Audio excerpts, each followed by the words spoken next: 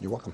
Well, meantime, it only took bloggers a few hours to spin the Austin attack, and some mainstream media outlets quickly jumped on the bandwagon, accusing Tea Party members of orchestrating this crash.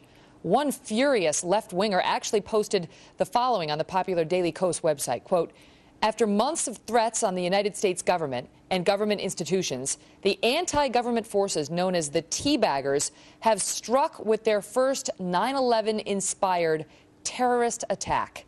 Bernie Goldberg is a Fox News media analyst and the author of A Slobbering Love Affair. He's my guest now. Bernie, it's not just the bloggers who went on this far-left website, right. Daily Kos. Amazingly, an editorial writer for the Washington Post put up something similar, Yes. and there are other examples. Yeah, it is not just the bloggers. You're absolutely right. Listen, the great American philosopher Yogi Berra, he got it right. This is deja vu all over again. In 1995, when Timothy McVeigh blew up the federal building in Oklahoma City, it took the lamestream media, I'm guessing, about 4 seconds to link conservative talk radio with Timothy McVeigh. His talk radio was too hot, it was too passionate, it was too anti-government. Dan Rather said it was too racist. So talk radio, in the minds of these liberals, created Timothy McVeigh. Here we go again. This time, the kamikaze pilot in Texas. Who are we blaming for that? The Tea Party people. Even though there's not a shred of evidence that he was a Tea Party member, ever went to a Tea Party, had anything to do with the Tea Party movement. Quite the not contrary. a shred of evidence to support his that. family has come out, his friends have come out and said he was entirely apolitical. He didn't align himself with any group. Right. So that's why I come to this conclusion.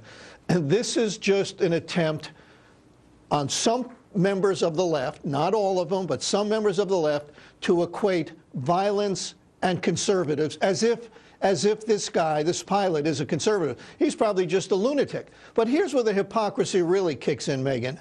Just last week, this Harvard-educated professor kills 3 professors at the University of Alabama, perhaps because she didn't get tenure.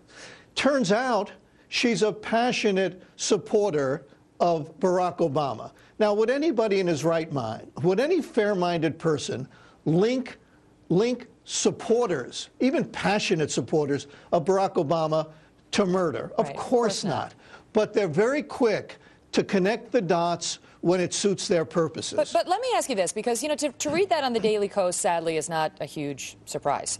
But to read this from an editorial writer for the Washington Post, and we've got the quote, read it. It says, his alienation, meaning this guy Joe Stack, is similar to that we're hearing from the extreme elements of the Tea Party movement. And then New York Magazine jumps on the bandwagon with saying Stack's rhetoric could have been taken directly from a handwritten sign at a Tea Party rally. I mean, that is a bit more surprising. Is it not, Bernie? Am I wrong? I wish I could say I was surprised. It's more unfair and actually more vile, because any lunatic can say anything on the web. These are respectable, newspapers and magazines. But it isn't surprising to me, because the people who linked Timothy McVeigh with talk radio were absolutely mainstream journalists also. It was Dan Rather, as I say. It was David Broder of the Washington Post, a very respectable journalist. It was all sorts. It was Bob Schieffer of CBS. A lot of mainstream.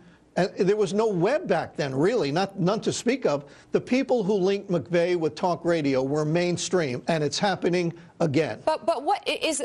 Let me pose this to you. I'll be the devil's advocate.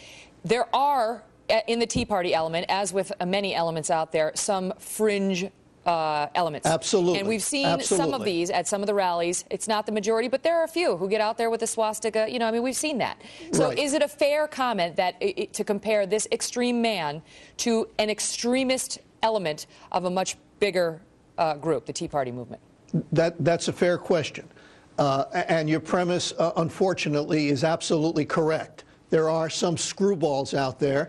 So you take the screwball element of the Tea Party movement and you link it with this screwball in Texas, and all of a sudden even though they say the more extreme members of the Tea Party movement, what are they really doing?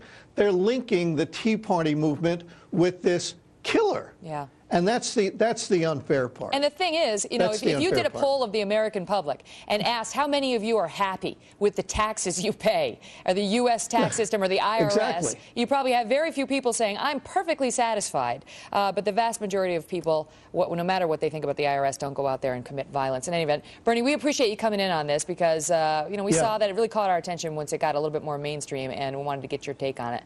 Bernie Goldberg, everybody. Thank you, Megan. Thank you so much.